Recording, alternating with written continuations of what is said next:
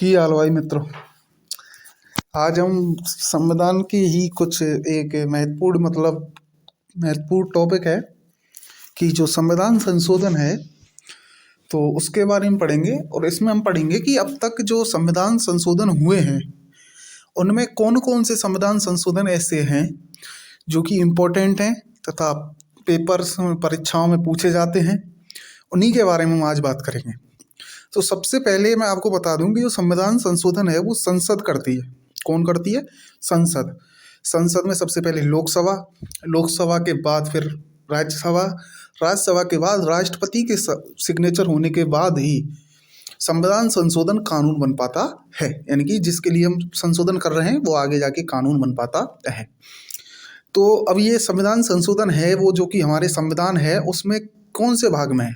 तो भाग 20 में तथा आर्टिकल 368, भाग 20 आर्टिकल 368 के तहत ही संविधान में संशोधन किए जाते हैं।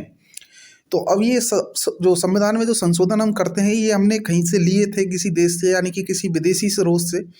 तो साउथ अफ्रीका से लिया गया है संविधान संशोधन की प्रक्रिया। तो अब संविधान में जो अब तक जो संशोधन हुए हैं आपको बता दूं मैं, अब तक 105 संशोधन हो चुके हैं। लेकिन अगर क्वेश्चन आ जाए कि कितने संविधान संशोधन विधेयक जो बिल हैं वो कितने आ गए हैं, यानी कि एक तो होता है पूरा संविधान संशोधन जो कि होने के बाद नियम बन जाता है, तो अब तक ऐसे कितने हो गए? 105। एक होते हैं जो कि विधेयक आते हैं लेकिन उन पर राष्ट्रपति के सिग्नेचर नहीं हो पाते या फिर वो राज्यसभा में पास नहीं हो पाते, तो वो विधेयक ही रह जाते हैं। तो 127 विधेयक अब तक आ चुके हैं। और जबकि उनमें से कितने जाके बिल बने हैं यानी कि कानून बने हैं? वो 105 बने हैं। तो सबसे पहला जो संविधान संशोधन है वो 1951 में किया गया था। 1951 में पहला संविधान संशोधन किया गया था। तो इसमें क्या किया गया था? इसमें 9वीं अनुसूची का निर्माण किया गया था। यानी कि जो हमारा मूल संविधान है उसमें 8 अनुसूचियां हैं, लेकिन जो 9वीं नई अनुसूची जुड़ी थी वो फर्स्ट संविधान संशोधन 1951 के द्वारा जोड़ी गई थी। इस 9वीं अनुसूची में है क्या? भूमि सुधार से संबंधित है। अगला संविधान संशोधन जो इम्पोर्टेंट है वह है हमारा 7वां संविधान संशोधन। जो 7वां आपका संविधान संशोधन है ये राज्य पुनर्गठन आयोग के गठन के लिए किया गया था। यानी कि राज्य पुनर्गठन आयोग का निर्माण किया गया था जो कि फजल अली कमीशन की सिफारिश पर किया गया था। अब जिस टाइम पे राज्य पुनर्गठन आयोग बना था उस टाइम पे पूछा जाता है कि कितने राज्य थे, तो उस टाइम पे 14 राज्य थे और 6 यूटी थे। लेकिन आज 28 राज्य हैं और 8 यूटी हैं। यूटी यानी कि केंद्र शासित प्रदेश, यूनिटरी टेरिटरी। तो अब सिफारिश पर किया गया था किसकी? फजल अली आयोग की पर राज्य पुनर्गठन आयोग का गठन 7वें संविधान संशोधन के द्वारा 1956 में किया गया था। इसी 7वें संविधान संशोधन में एक और बात जो कि इम्पोर्टेंट है वो भी लिखी गई थी। उसमें लिखा गया था कि 2 या 2 से अधिक राज्यों के लिए कॉमन हाई कोर्ट की व्यवस्था की जा सकती है। यानी कि दो जो राज्य है उनके लिए एक ही कोर्ट, एक ही हाई कोर्ट यानी कि एक ही उच्च न्यायालय का निर्माण किया जा सकता है। अब 2 या 2 से अधिक कितने? 25 भी हो सकते हैं तो भी कोई दिक्कत नहीं है। जब साफ साफ लिखा है कि 2 से अधिक कितने भी हों तो उनके लिए एक कॉमन हाई कोर्ट की व्यवस्था की जा सकती है 7वें संविधान संशोधन के अनुसार। अगला जो हमारा संविधान संशोधन है वो है आपका 9वां संविधान संशोधन जो कि 1960 में किया गया था। उसमें क्या लिखा हुआ है? इसमें है कि इंडिया और पाक के मध्य समझौते के तहत, यानी कि इंडिया और पाकिस्तान के मध्य में एक समझौता हुआ था, उसके तहत इंडिया का कुछ राज्य क्षेत्र जो था वो हमने पाकिस्तान को स्थानांतरित किया था, यानी कि पाकिस्तान के लिए दिया था। तो जो वो राज्य क्षेत्र था वो था जो पश्चिम बंगाल है उसका बेरुवाड़ी राज्य क्षेत्र था, उसको हमने दिया था। तो इसी में फिर एक और बात लिखी गई थी 9वें संविधान संशोधन के द्वारा ही संविधान में कि जो भारत की जो भूमि है, जो भारत के जो संघ क्षेत्र में जितनी भी वो भूमि है उस भूभाग को किसी या उस भूभाग में से किसी दूसरे देश को देने के लिए हमें संविधान में संशोधन करना पड़ेगा। यानी कि अगर हम हमारे देश के किसी भी भूभाग को किसी दूसरे देश के लिए देना चाहते हैं तो वो संविधान में संशोधन आर्टिकल 368 के तहत करके ही दिया जा सकता है। ये भी 9वें संविधान संशोधन में लिखा गया था। इसके अगला जो है 10वां संविधान संशोधन, इसके अनुसार क्या किया गया था कि जो दादर नागर हवेली है उसको भारतीय संघ में शामिल किया गया था 1961 में। लेकिन जो अभी ये जो दादर नागर हवेली है और जो दमन और दीव है, इन दोनों का विलय कर दिया गया है और एक नया केंद्र शासित प्रदेश बनाया गया है, दमन दीव दादर और नागर हवेली, यानी कि इन दोनों को एक कर दिया गया था 26 जनवरी 2020 को। और जो दादर नागर हवेली दमन और दीव जो केंद्र शासित प्रदेश है, इसकी जो राजधानी है वो दमन है, शायद दमन ही है। अगला जो संविधान संशोधन है वो है 12वां संविधान संशोधन। उसके द्वारा गोवा और दमन और दीव को भारतीय संघ में शामिल किया गया था।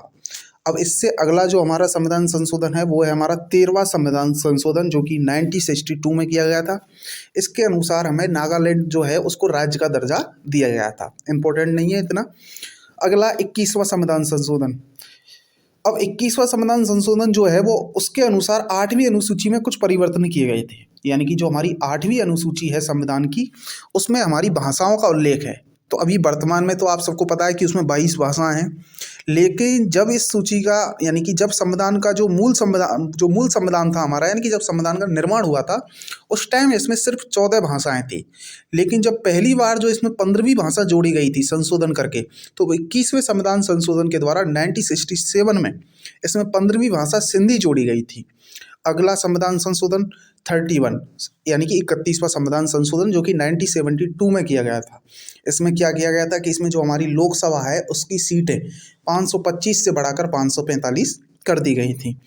अगला संविधान संशोधन 42वां संविधान संशोधन और सबसे महत्वपूर्ण संविधान संशोधन, इसे हम मिनी कॉन्स्टिट्यूशन यानी कि लघु संविधान भी कहते हैं।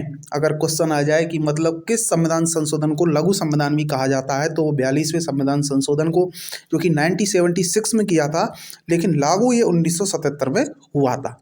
तो इसमें क्या है ऐसा, इसमें है कि अब तक एक ही बार हमारी प्रस्तावना जो है हमारे संविधान में, उसमें सिर्फ एक ही बार अब तक संशोधन किया गया है और उस संशोधन के द्वारा इसमें 3 नए शब्द जोड़े गए थे। वो कौन कौन से शब्द थे? पंथ निरपेक्षता, समाजवाद और अखंडता। ये तीनों शब्द संविधान संशोधन 42 के द्वारा जोड़े गए थे हमारी प्रस्तावना में। इसके बाद एक नया भाग बनाया गया था 4th A यानी कि 4 का, उसका गठन किया गया था। उसी में 4A में एक आर्टिकल था 51A, उसमें हमने फंडामेंटल ड्यूटी यानी कि हमारे मौलिक कर्तव्य जोड़े गए थे। अब ये मौलिक कर्तव्य कौन सी समिति की सिफारिश पर जोड़े गए थे? सरदार स्वर्ण सिंह समिति की सिफारिश पर मौलिक कर्तव्य संविधान के भाग 4A में आर्टिकल 51A में जोड़े गए थे। और फिर इसी में 3 नए नीति निदेशक तत्व भी जोड़े गए थे। अब ये जो 42वां संविधान संशोधन है, इसके पीछे एक कहानी है कि ये हुआ कैसे था। तो इसको करने के लिए जो इम्पोर्टेंट चीज़ थी वो थी केशवानंद भारती विवाद। जो केशवानंद भारती विवाद जो केस था, जो 1973 का केस था, उस केस में क्या किया था कि जो संविधान में एक पीठ बनी थी, पीठ यानी कि बेंच बैठी थी, उस बेंच में 13 जज थे। यानी कि अगर पूछा जाए कि हमारा जो सुप्रीम कोर्ट है उसमें अब तक की सबसे बड़ी बेंच किस केस में बैठी है, तो वो केशवानंद जो भारती केस था 1973 का, उसमें 13 जजों की बेंच बैठी थी और जो फैसला आया था वो 7:6 के रूप में आया था। यानी कि 7 जज जो थे वो पक्ष में थे और 6 विपक्ष में थे। तो फैसला इस प्रकार आया था। तो इसमें कहा गया था कि जो प्रस्तावना है वो संविधान का ही भाग है और उसमें संशोधन किया जा सकता है, संसद कर सकती है संशोधन। तो इसीलिए फिर 42वें संविधान संशोधन के द्वारा प्रस्तावना में संशोधन करके ये 3 नए शब्द जोड़े गए थे।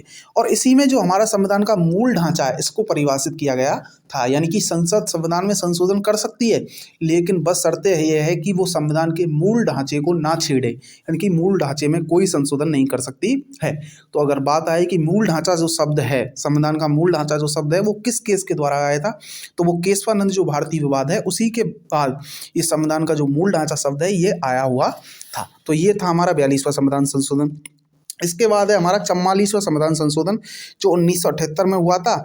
इसमें क्या किया गया था कि जो मूल अधिकार हैं उनमें से एक मूल अधिकार संपत्ति के अधिकार को हटाकर कानूनन अधिकार बना दिया, यानी कि लीगल राइट्स में बना दिया गया। और वो कहाँ किया गया? आर्टिकल 31 से आर्टिकल 300A में इसको कर दिया गया था। तो ये थे हमारे कुछ 44वें संविधान संशोधन तक। इसके बाद हम अगली वीडियो में देखेंगे और कौन कौन से संशोधन हुए हैं हमारे संविधान में 105 तक, कौन कौन से इंपॉर्टेंट हैं। ये यहाँ तक हमारी 44वें संविधान संशोधन तक हुए।